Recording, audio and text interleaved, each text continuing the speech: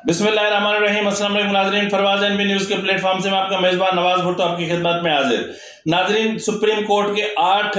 हम ख्याल जजेज ने, यानी जिनके जहन, जिनकी सोच, जिनके किरदार, जिनके अमाल, जिनके अफकार, जिनकी ज़बान, जिनके अल्फाज मतलब बिल्कुल मुशाबिहत रखते हैं, उन्होंने इत्तफाक के राय से जो गुज़िश्ता रोज़ जो बिल पेश हुआ था, अपना जो गुज़िश्ता दिनों जो कौमी असेंबली और सेनेट ने supreme court practice and procedure bill 2023 की मंजूरी दी थी, उसको ता हुक्म सानी मुअत्तल कर दिया है। नाज़रीन, ये पाकिस्तान की अदालती तारीख का पहला अनोखा और मुनफरिद वाक़या है कि जब एक बिल अभी एक्ट ही नहीं बना तो सुप्रीम कोर्ट ने न सिर्फ उस पर अपने हम ख्याल वकला की मदद से जो है वो कॉन्स्टिट्यूशनल पिटीशन तैयार करवा के और हम ख्याल जजेस का बेंच बना के 8 रुकनी बेंच है, जिसमें मैंने आपको बताया था कि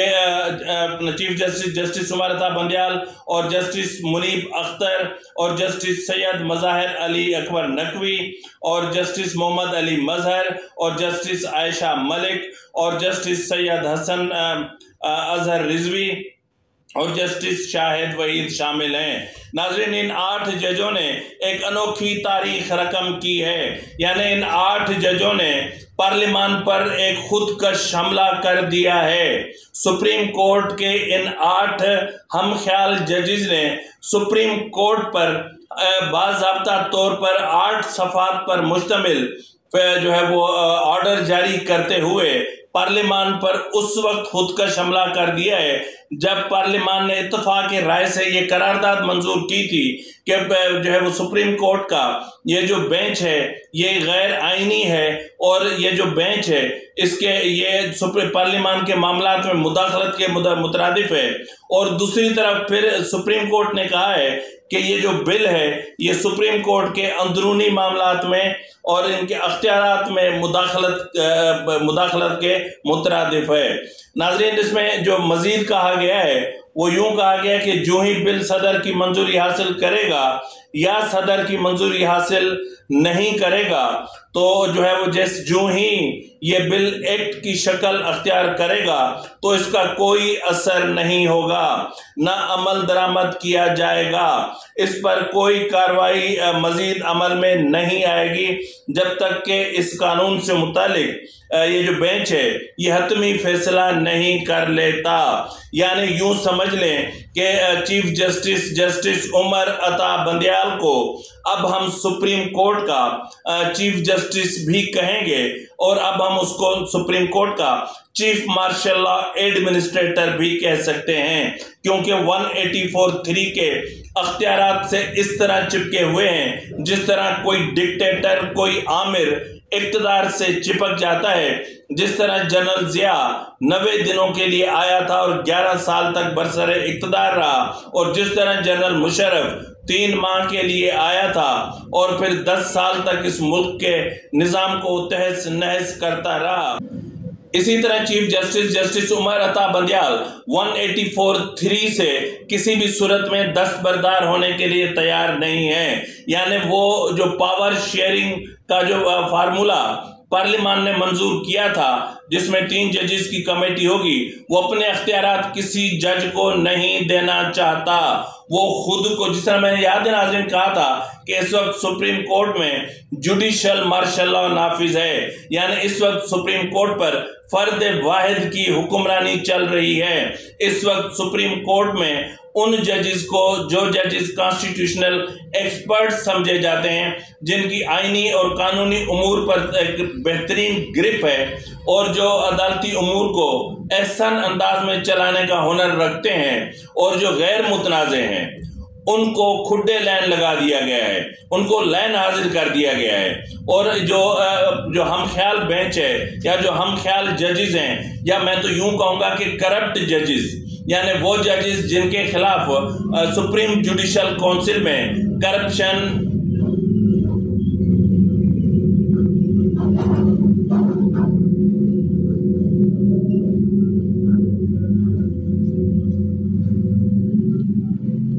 जिनके खिलाफ सुप्रीम जुडिशल काउंसिल में करप्शन, आमदन से जायद असासों اور بیرون ملک پیسے بھجوانے اور کسی بھی طریقے سے بھجوانے، اپنے بچوں کو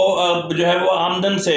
زائد اثاثوں کی توسط سے باہر تعلیم دلوانے میں مہارت رکھتے ہیں۔ یعنی یہ وہ ججز ہیں، یعنی آپ اندازہ کریں کہ ان کی سوچ ایک ہے، ان کے خیالات ایک جیسے ہیں، ان کی نظر ایک جیسی ہے، ان کے الفاظ ایک جیسے ہیں، ان کے افکار ایک جیسے ہیں، ان کا کردار ایک جیسا ہے اور ان کا فیصلہ بھی ایک جیسا ہے۔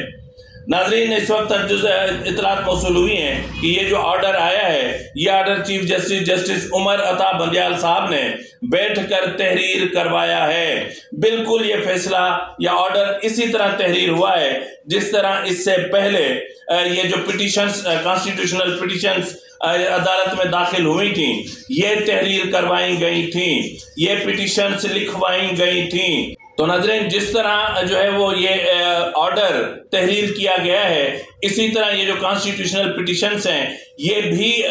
تحریر کروائی گئیں، اور تحریر کنندہ جو شخص یا فرد یا افراد ہیں وہ ایک ہی سوچ رکھتے ہیں۔ یعنی جس طرح انہوں نے پٹیشنز بنائیں اور جس طرح آج عدالت میں دلائل دیے اور جس طرح 1 گھنٹے سے زائد عرصے تک وہ ججز کی طرف سے کسی بھی قسم کے ریمارکس سامنے نہیں آئے، اور جج صاحب ایک جو جج ہے، نام میرے ذہن پہ صرف نہیں ہے، 45 منٹ تک متواتر بولتا رہا۔ صرف ایک چیز پوچھی گئی کہ آپ چاہتے کیا ہیں، اور انہوں نے کہا کہ ہم یہ چاہتے ہیں کہ سپریم کورٹ کے اختیارات میں مداخلت نہ کی جائے۔ سپریم کورٹ کا جو معاملہ ہے وہ سپریم کورٹ اپنا فل کورٹ تشکیل دے کر اپنے معاملات خود بنا سکتی ہے، اپنے رولز آف پروسیجرز خود بنا سکتی ہے، اور یہ پارلیمنٹ کی جو مداخلت ہے یہ غیر آئینی ہے۔ یعنی ایک آئینی ادارہ، یعنی ایک وہ ادارہ جس نے آئین کو تشکیل دیا، وہ ادارہ جس نے آئین کو جنم دیا، یعنی جو کروڑوں لوگوں کے ووٹوں سے تشکیل پاتا ہے، وہ ادارہ غیر اہم اور نااہل ہو گیا۔ اور یہ جو چند جو ہے وہ ججز جو تنخواہ پہ کام کر رہے ہیں وہ اتنے ایکسپرٹ ہو گئے ہیں کہ اب کیا کہنے، اب مزید اب یہ دیکھیے اس کا رد عمل بہت شدید آئے گا اور بہت سے بہت زیادہ سخت آئے گا۔ اب کہتے ہیں نا کہ جیسے کو تیسا،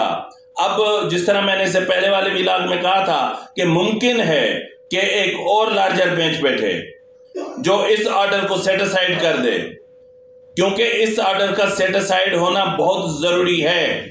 اس کے لیے پھر کچھ بھی کرنا پڑے، پھر اس کے لیے ایگزیکٹو آرڈرز جاری کر کے، اور یہ جو متنازع بینچ ہے ان کے ججز کو گھر ہی کیوں نہ بھیج دیا جائے، اور اب پارلیمنٹ کی طرف سے بھی سخت رد عمل کا امکان ظاہر کیا جا رہا ہے۔ نہ صرف پارلیمنٹ بلکہ وکلاء برادری اور سول سوسائٹی اور جو